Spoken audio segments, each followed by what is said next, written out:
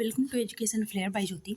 आज के इस वीडियो में आप सभी के लिए कुछ सीडीपी के मोस्ट इंपॉर्टेंट क्वेश्चन करवाऊंगी, क्योंकि कॉन्सेप्ट वाला पोर्शन ज़्यादातर कंप्लीट हो चुका है। बस एक दो टॉपिक और रह गए हैं जिनको मैं कंप्लीट करवा दूंगी। आप सभी देख लीजिएगा, प्लेलिस्ट बना हुआ है। टोटल सीडीपी आपका यहीं से कंप्लीट हो जाएगा, चाहे वो पेपर 1 हो या फिर पेपर 2 हो।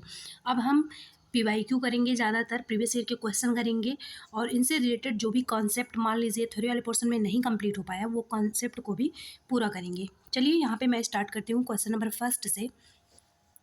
ये जो क्वेश्चन बना हुआ है ये जेंडर से क्वेश्चन बना हुआ है और जेंडर पे मैं वीडियो बनाई हूँ, आप सभी देख लीजिएगा। यहाँ पे बोला जा रहा है, कक्षा में खेल प्रतियोगिता में हिस्सा लेते समय तनुज अपने दोस्त से कहता है कि वह भाला फेंकने में हिस्सा लेगा। तनुज अपने फ्रेंड से कह रहा है कि वो भाला फेंकने में हिस्सा लेगा, जबकि और रस्सी कूदने में उसकी बहन हिस्सा लेगी। भाला फेंकने में तनुज लेगा और उसकी बहन रस्सी कूदने में लेगी, क्योंकि वह एक लड़की है। बस टोटल आंसर आपका इसी पे डिपेंड है, इसी टॉपिक पे, कि वह एक लड़की है, वह एक लड़का है। ऐसे जहाँ भी जेंडर गैप्स टाइप की बात की जाए, जहाँ पे आपको भेदभाव दिखें, वहाँ पे वो क्या होता है, भेदभाव जहाँ पे भी दिखें वो जेंडर रूढ़िवादिता होता है, जिसे इंग्लिश में बोला जाता है जेंडर स्टीरियोटाइप। मतलब कि नहीं, लोग बोलते कि ये इंसान रूढ़िवादी है, स्टीरियोटाइप इसकी जो है थिंकिंग है, पुराने विचार का है। तो इसमें कैसी थिंकिंग होगी, ये लड़का है, ये मेल है, ये फीमेल है, ये इस बेस को लेके क्लास में या फिर सोसाइटी में जहाँ पे भी लड़के और लड़कियों में भेदभाव होता है, वही होता है जेंडर रूढ़िवादिता। ऑप्शन नंबर 4 वाला यहाँ पे सही हो जाएगा। एक और टर्म है, आप सभी इस चीज़ को जान लीजिए। एक पूछा जाता है लिंग संवेदनशीलता, ये क्या है? अक्सर क्वेश्चन में या तो ऑप्शन में बन जाता है लिंग संवेदनशीलता। ये होता है कि जो मेल हैं, फीमेल हैं, या फिर हम बोल सकते हैं बॉय है, गर्ल है, उनके बीच में उनकी अलग अलग अहमियत होती है, इम्पोर्टेंस होता है, उनके जो है अलग अलग रोल होते हैं समाज में। इस चीज़ को बच्चों को बताना, लोगों को अवगत कराना कि ये रूढ़िवादी जो सोच है इसको हटाएं, इसका त्याग करें। और जो लड़के हैं, लड़की हैं, उनका अलग अलग इम्पोर्टेंस है अपने अपने जगह पे, उनको समानता का अधिकार मिले और लोग गिरी नज़रों से लड़कियों को ना देखें। तो यही होता है जेंडर संवेदनशीलता। मतलब कि लिंग से संबंधित जितने भी भेदभाव उनको दूर करने के लिए जो जो किए जाते हैं प्रयास, ये सारे आते हैं लिंग संवेदनशीलता में। तो यहाँ पे आंसर आपको बता ही चुकी हूँ, जेंडर रूढ़िवादिता। नेक्स्ट क्वेश्चन देखते हैं, क्वेश्चन नंबर 2 है यहाँ पे। क्वेश्चन नंबर 2 है आपका वाइल्ड डाइवर्जेंट थिंकिंग। यहाँ पे सबसे पहले आप जान लीजिए कि जो डाइवर्जेंट थिंकिंग की बात की गई है, जिसे हिंदी में बोला जाता है अपसारी चिंतन और अभिसारी चिंतन, इससे हर बार क्वेश्चन बनता है। कभी सीडीपी में बन जाता है तो कभी किसी और सब्जेक्ट में बन जाता है। मैथ है, साइंस है, इन सबको सब्जेक्ट में वाले जो पेडागॉजी होते हैं उसमें भी पूछा जाता है। तो यहाँ पे अपसारी जो चिंतन होता है, जहाँ पे इंग्लिश में बोला जाता है divergent thinking.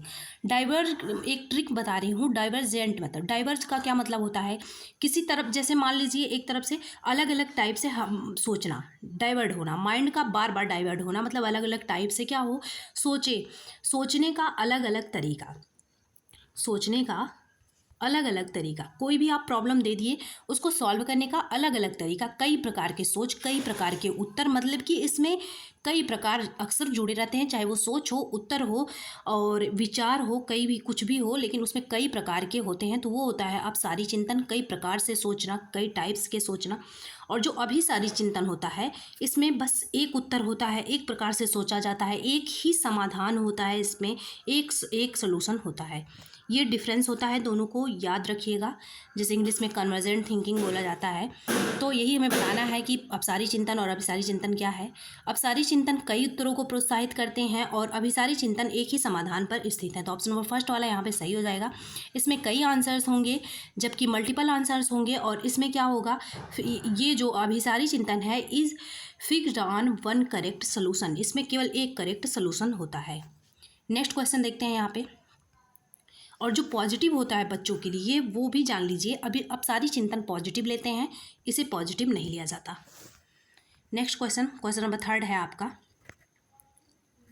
Which of the following statement about inclusive education is not correct. समावेशी शिक्षा, बहुत डिटेल में पढ़ाई हुई, इसको देख लीजिएगा।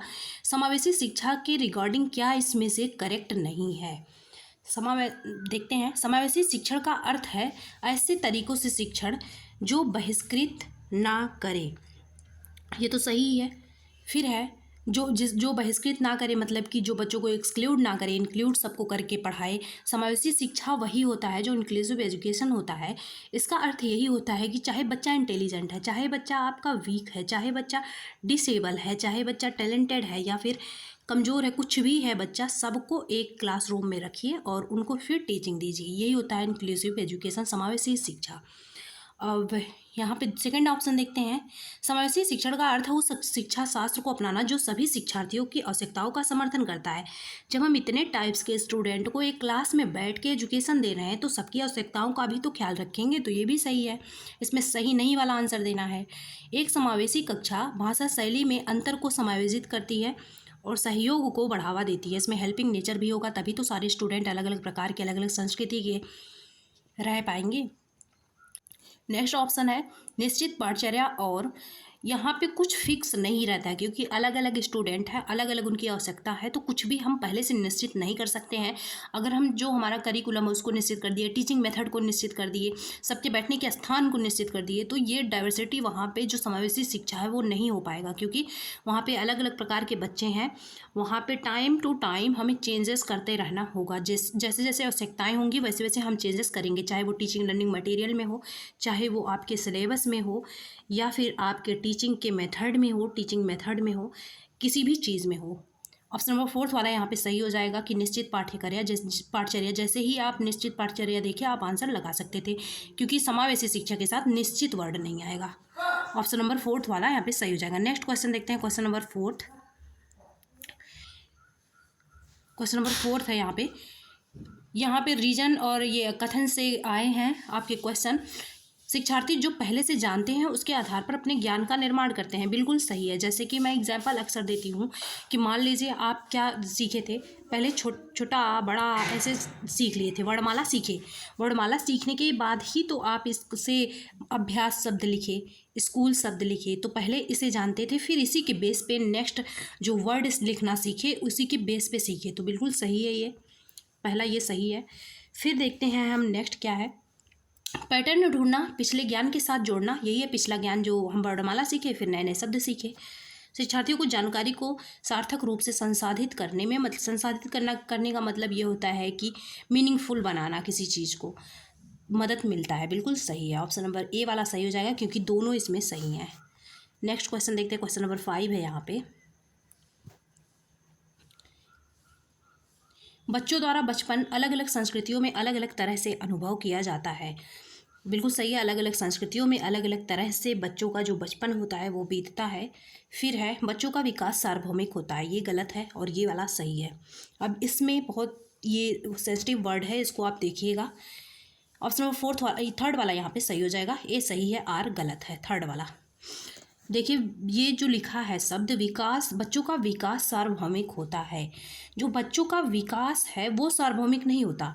बच्चों के विकास का जो क्रम है, लिख लीजिएगा इस बात को, विकास का जो क्रम है ये सार्वभौमिक होता है, ना कि विकास सार्वभौमिक होता है। विकास का क्रम कैसे, जैसे कि सार्वभौमिक का मतलब ये है कि हर जगह समान, जो हर जगह फैला हुआ हो एक निश्चित पैटर्न, तो ये होता है सार्वभौमिक। तो विकास का क्रम सार्वभौमिक होता है, ना कि विकास बच्चों का। तो विकास का जो क्रम होता है, जैसे कि मान लीजिए बच्चे पहले क्या होते हैं, पहले इन्फेंसी स्टेज में होते हैं, फिर चाइल्डहुड में आते हैं, फिर एडोलेसेंस में आते हैं। तो दुनिया का कोई भी बच्चा होगा, हर जगह यही पैटर्न, यही विकास का क्रम फॉलो होगा। तो विकास का क्रम सार्वभौमिक होता है, ना कि विकास। अब देखिए विकास सार्वभौमिक कैसे नहीं होता। मान लीजिए कोई बच्चा है, किसी का मेंटल डेवलपमेंट ज़्यादा हुआ, तो क्या हर बच्चे का मेंटल डेवलपमेंट ज़्यादा होगा? नहीं। कोई बच्चा खेल में अच्छा है, उसका जो स्पोर्ट वाला डेवलपमेंट है वो ज़्यादा हुआ, तो क्या हर बच्चा खेल में अच्छा हो जाएगा? नहीं। तो विकास सार्वभौमिक नहीं होता, विकास का क्रम होता है। तो ये गलत है, ये सही है। नेक्स्ट क्वेश्चन देखते हैं, क्वेश्चन नंबर 6 है यहाँ पे। अकॉर्डिंग टू एट्रीब्यूशन थ्योरी, यहाँ पे जो आरोपण का सिद्धांत होता है, इसके अनुसार motivation which of the following is more likely to result persistence effort improved performance.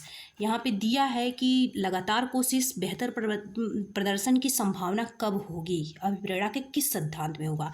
जब बच्चा खुद से मोटिवेटेड होगा, खुद की कमियों को जानेगा कि हाँ मेरे ही अंदर कमी है, मेरे ही अंदर कमी है, तब जाके वो क्या करेगा, खुद से आरोपण करेगा मतलब खुद से मोटिवेटेड होगा, तब खुद पे बेहतर प्रदर्शन उसका होगा जब खुद में चेंजेस लाएगा। तो ऑप्शन हम ढूंढते हैं कहाँ है। सफलता के लिए आंतरिक आंतरिक आरोपण, असफलता के लिए बाहरी आरोपण गलत है। जब इसका तो ये अर्थ है, आरोपण मतलब किसी पे लगाना, तो इसका अर्थ ये है कि सफल जब आप सक्सेस हुए तब तो आप खुद को मान लिए कि हाँ मेरी वजह से मैं सक्सेस हुआ, मैं क्योंकि मैंने हार्ड वर्क किया है। एक मिनट। वहीं जब आप अनसक्सेसफुल हुए, फेल हुए, तब आप लगा दिए कि नहीं इनकी वजह से मैं फेल हो गया, तो ये गलत है, ऐसा नहीं होना चाहिए।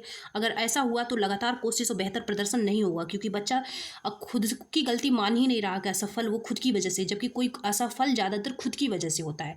सफलता के लिए बाहरी आरोपण ये गलत है, दोनों के लिए आंतरिक आरोपण होना चाहिए।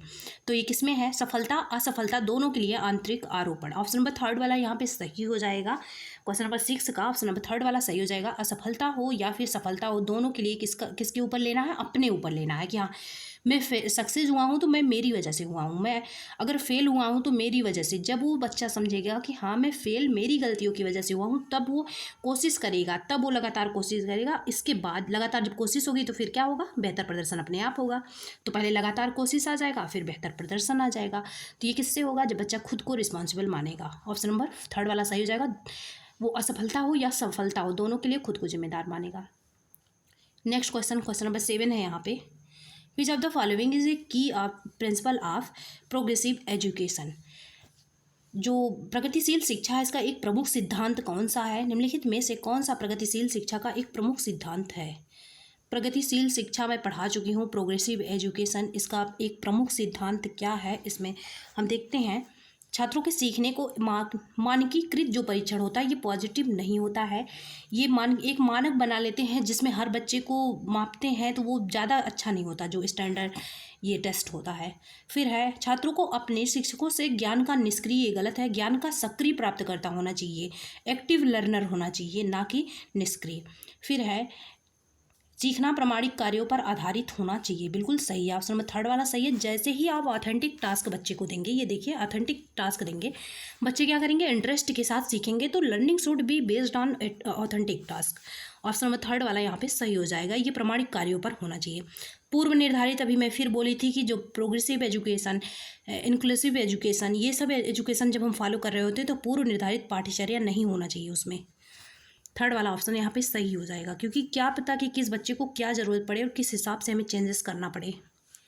फिर है क्वेश्चन नंबर 8 है यहाँ पे, reasoning, thinking and problem solving. Reason वाले जो तर्क वाली चीज़ें होती हैं, सोचने वाली चीज़ें होती हैं, साथ में प्रॉब्लम सॉल्विंग, समस्या समाधान, are explain in which aspect of development, ये किस रूप में विकास की व्याख्या की जाती हैं। जैसे कि तर्क देना, तर्क किससे देंगे, दिमाग से देंगे। चिंतन किससे करेंगे, दिमाग से करेंगे, अभी आंसर आपका निकलेगा। प्रॉब्लम सॉल्व, कोई क्वेश्चन दे दिया गया उसको सॉल्व कैसे करेंगे, माइंड से करेंगे। तो जो चीज़ें माइंड से करते हैं वो क्या होता है, वो संज्ञानात्मक विकास होता है। तो कौन सा ऑप्शन सही हो जाएगा, सेकंड वाला ऑप्शन सही हो जाएगा, संज्ञानात्मक विकास, कॉग्निटिव डेवलपमेंट किसने दिया है, आप पियाजे ने। संज्ञानात्मक विकास किसने दिया है, पियाजे ने। और ये नैतिक विकास कोहलबर्ग ने। सामाजिक सांस्कृतिक विकास किसने दिया है, वाइगोत्स्की ने। फिर है वाइगोत्स्की आ गए। लेओ वाइगोत्स्की प्रस्तावित हैं कि बच्चों में स्वनियमन, सेल्फ रेगुलेशन, मैं पढ़ा चुकी हूँ बहुत अच्छे से इस शब्द को, अभी मैं आपको होमवर्क भी देती हूँ। ये जो सेल्फ रेगुलेशन होता है, सेल्फ रेगुलेशन क्या मतलब होता है, खुद से बातें करना। ये बोलते हैं वाइगोत्स्की और पियाजे दोनों लोग बोलते हैं कि बच्चे क्या करते हैं, खुद से बातें करते हैं। जब बच्चे खुद से बातें करते हैं तो उनको वाइगोत्स्की क्या बोलते हैं और पियाजे क्या बोलते हैं। ये चीज़ आपका होमवर्क है, आप जाके देखिएगा कि वाइगोत्स्की क्या बोलते हैं और पियाजे क्या बोलते हैं, इनको अलग अलग। ये की हो गया। दूसरी बात वाइगोत्स्की और बताते हैं, अभी मैं बता रही हूँ, पहले आंसर आप देखते हैं इसका। तो खुद से बात जब बच्चे कर रहे होते हैं तो वाइगोत्स्की बोलते हैं जब बच्चे खुद से बात कर रहे होते हैं मतलब कि वो सेल्फ रेगुलेशन कर रहे होते हैं, अपने ज्ञान का परीक्षण कर रहे होते हैं। तो ये इन्होंने बोला है कि ये प्राइवेट स्पीच भी बोलते हैं, ये इनर स्पीच भी बोलते हैं, निज वाक जिसे बोला जाता है, निजी वाक भी बोलते हैं। जैसे कि आपको पिछली वीडियो में एक क्वेश्चन करवाई थी जिग्सा पहेली वाला, उसमें भी यही आंसर था, वाइगोत्स्की के अकॉर्डिंग क्योंकि पूछा गया था तो बताई थी मैं। वाइगोत्स्की का नाम आया है तो कुछ और इंपॉर्टेंट चीज़ें जान लीजिए। अब ये बताइए, जो इसके फोल्डिंग है, जो होमवर्क दी हूँ उसको ज़रूर ढूंढिएगा जाके। इसका फोल्डिंग है, ये किसने दिया है, वाइगोत्स्की ने दिया है, डायरेक्टली पूछ लिया जाता है क्वेश्चन। अब आप ये बताइए, जो स्कैफोल्डिंग है इसे कहते क्या है? इसका कुछ और भी नाम है कि बस स्कैफोल्डिंग ही है? इसका और भी नाम होता है। जो स्कैफोल्डिंग है इसका और भी नाम क्या क्या है? पाड़ है, ढांचा है, इसी को तो बोला जाता है ये। अब ये होता क्या है, मान लीजिए जैसे कि आपको क्वेश्चन ये खुद से करना होता प्रीवियस ईयर, तो आप नहीं कर पा रहे थे, कुछ कर ले रहे थे, कुछ नहीं कर पा रहे थे, लेकिन जब मैं आपको थोड़ा सा हेल्प कर दी तो आप पूरे क्वेश्चन को कर ले रहे हैं। पूरे क्वेश्चन को क्या कर ले रहे हैं किससे? हेल्प के द्वारा। मैं थोड़ा सा हेल्प दी तो आप पूरे क्वेश्चन को कर पा रहे हैं, तो वही हेल्प ही क्या है? पाड़ और ढांचा है। वही हेल्प ही पाड़ और ढांचा है। लेकिन हेल्प किसको दिया जाता है? जो ऑलमोस्ट कर चुका होता है, लेकिन थोड़ा सा हेल्प दिया जाता है कि जिससे वो काम को पूरा कर लेता है, वही इसका फोल्डिंग है। इसका फोल्डिंग दिया है लेओ वाइगोत्स्की ने। एक और इम्पॉर्टेंट चीज़ वाइगोत्स्की से रिलेटेड, समीपस्थ विकास का सिद्धांत, ये किसने दिया है? ये इन्होंने ही दिया है। यही जो इसके फोल्डिंग देना होता है, जो पाड़ और ढांचा हेल्प करना होता है, वही होता है समीपस्थ विकास का सिद्धांत। मतलब कि बच्चा विकास के समीप पहुंच गया, आप विकास के समीप पहुंच गए थे, आप कुछ क्वेश्चन कर पा रहे थे, ज़्यादातर क्वेश्चन आप कर ले रहे थे, लेकिन मैं थोड़ा सा हेल्प की तो आप पूरा क्वेश्चन कर लिए, मतलब आप विकास के समीप में थे, पास में थे। तो यही होता है समीपस्थ विकास का सिद्धांत, या निकटस्थ, ऐसे कुछ नाम है इसका, विकास का सिद्धांत। इसको भी आप देख लीजिएगा, पढ़ा चुकी हूँ ये सब मैं। फिर क्वेश्चन नंबर यहाँ पे 10 है, लॉरेंस कोहलबर्ग से आया है। ये कौन सा थ्योरी दिए हैं? नैतिक विकास का सिद्धांत, लॉ ऑफ मोरल डेवलपमेंट। थोड़ा सा बड़ा कर देती हूँ यहाँ पे। लॉरेंस कोहलबर्ग के नैतिक विकास में बच्चे कार्यों को उन परिणाम के आधार पर अच्छा या बुरा समझने से इस समझ पर पहुँचते हैं कि नियम और कानून नम्य है और बदले जा सकते हैं। यही है कि बच्चे समझ रहे हैं कि जो नियम और कानून है, रूल एंड रेगुलेशंस हैं, ये क्या किए जा सकते हैं? ये फ्लेक्सिबल हैं और कैन बी चेंज्ड। ये फ्लेक्सिबल भी हैं और चेंज भी किए जा सकते हैं। बिल्कुल सही है, क्योंकि वो आप क्वेश्चन देखे होंगे जिसमें बच्ची क्या करती है, ज़रूरत पड़ती है तो जो मेडिसिन है उसकी चोरी कर लेती है, क्योंकि वो जानती है कि कानून नम्य है और बदले जा सकते हैं। लॉरेंस कोहलबर्ग का तर्क है कि नैतिक विकास क्रमिक रूप से चरणों में होता है। ये भी सही है। इन्होंने नैतिक विकास का जो सिद्धांत दिया है, इसको जो है इन्होंने 3 पार्ट में पहले बांटा है, फिर 3 में 2-2, 3 में, हर में 2, तो कितना टोटल 6 स्टेजेस इन्होंने बताया है, जो कि बहुत इंपॉर्टेंट है, डायरेक्टली क्वेश्चन उससे बनता है। तो यहाँ पे सही आंसर ऑप्शन नंबर फर्स्ट वाला हो जाएगा। अब थोड़ा सा नैतिक विकास का आप सिद्धांत यहाँ पे देख लीजिए, खाली पेज है।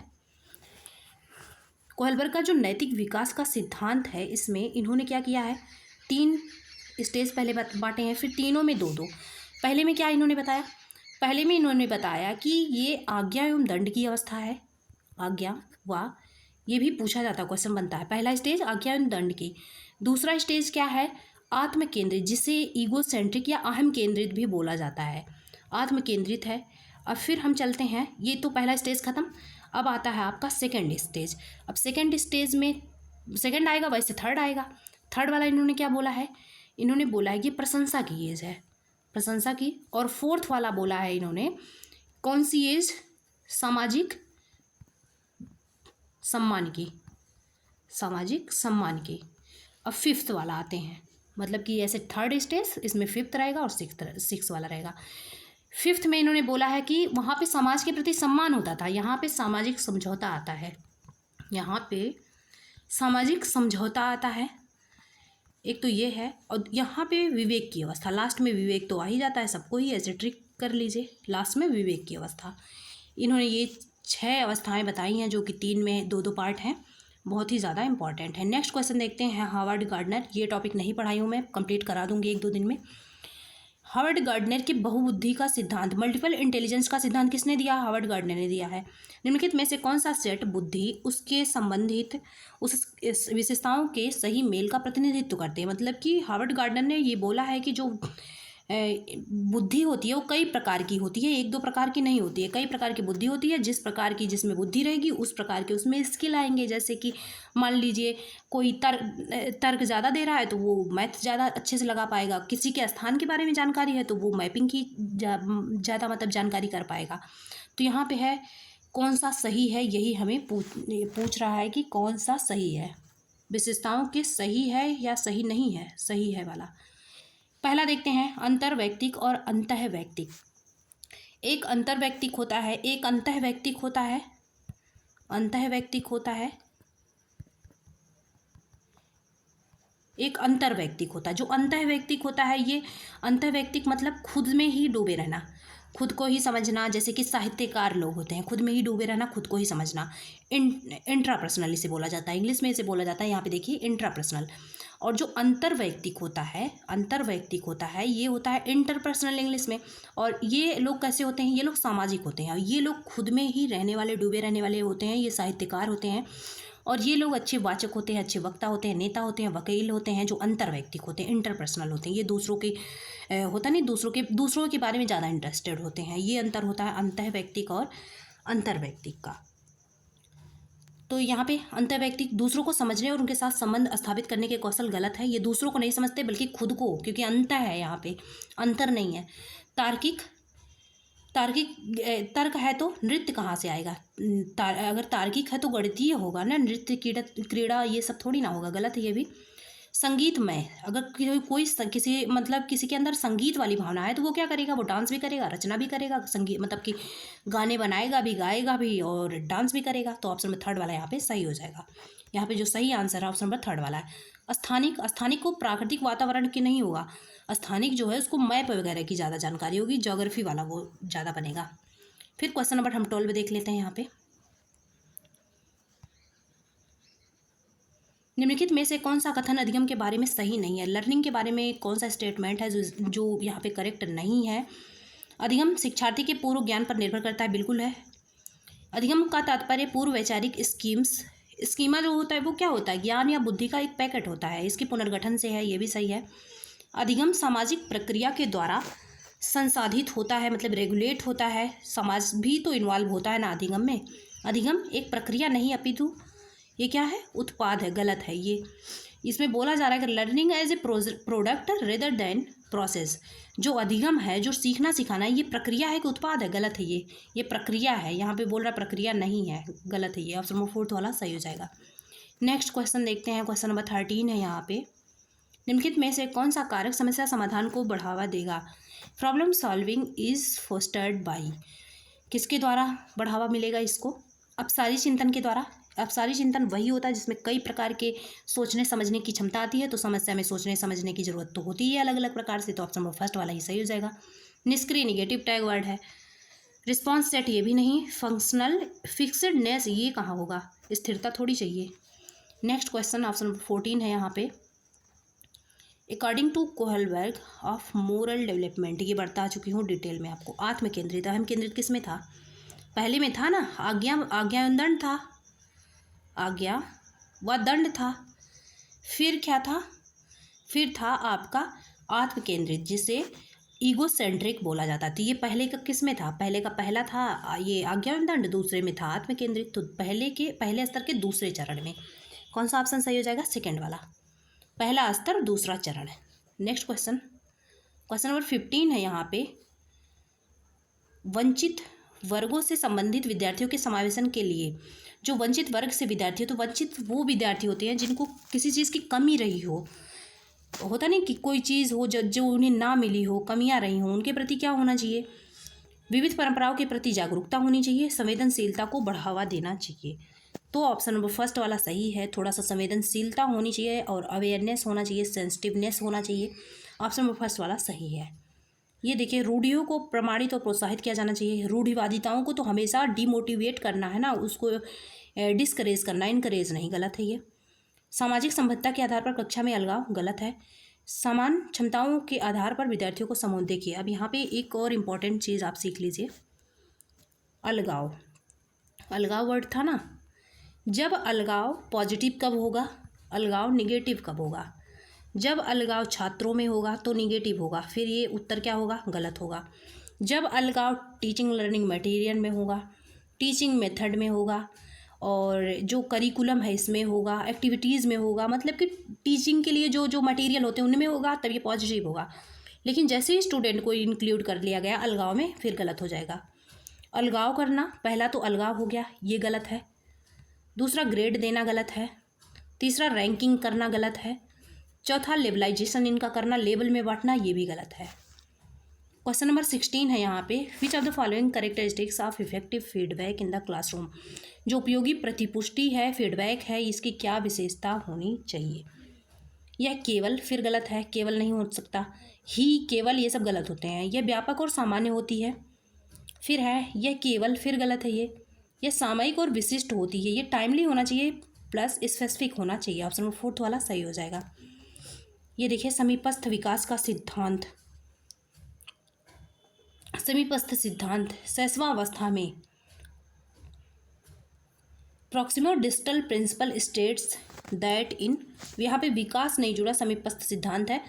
दैट इन इन्फेंसी, ये समीपस्थ जो सिद्धांत होता है ये क्या होता है, इसमें मान लीजिए कोई बच्चा है जिसका विकास हो रहा है तो यही बोला जाता है प्रॉक्सिमो डिस्टल है। एक तो प्रॉक्सिमो डिस्टल होता है, दूसरा होता है सेफेलो कॉर्डल। मतलब कि सिफेलो जो कॉर्डल होता है उसमें क्या होता है, सिफेलो कॉर्डल होता है एक दूसरा होता है प्रॉक्सिमो डिस्टल। इसमें मैं आपको ट्रिक बताई थी कि जो सिफेलो कॉर्डल होता है जिसमें इसमें जो विकास होता है वो यस से सिर और पी से पैर, सिर से पैर की तरफ होता है। पैर से नहीं, पैर की तरफ, सिर से पैर की तरफ होता है। यस से सिर, पी से पैर। अब इसका जस्ट उल्टा कर लीजिए, केंद्र से बाहर की तरफ, तब ये आपका हो जाएगा प्रॉक्सिमो डिस्टल। तो अब हम ऑप्शंस को देखते हैं यहाँ पे कौन सा सही होगा। अंग हाथों और पैरों की तुलना में तेजी से बढ़ते हैं। जो अंग होते हैं, यहाँ पे क्या बोला गया था कि बच्चा है, सब ये है प्रॉक्सिमो डिस्टल, वही होगा समीपस्थ जो है। इसमें यही कहा जाता है कि जो बच्चे का ये वाला पोर्शन है, केंद्र वाला है, इसका डेवलपमेंट पहले होगा, इसके बाद हाथ और पैर का होगा। तो यही है, ये अंग है इसका, इसका विकास पहले होता है और हाथ पैर का बाद में। तो यही है, ये ज़्यादा तेज़ी से बढ़ते हैं, ये कम तेज़ी से बढ़ते हैं। तो ऑप्शन नंबर फर्स्ट वाला यहाँ पे सही हो जाएगा। आज के लिए बस इतना ही, बाकी नेक्स्ट वीडियो में और क्वेश्चन मैं करवाऊँगी। ओके, अगर क्लास पसंद आए तो सब्सक्राइब कर लीजिएगा। Thanks for watching.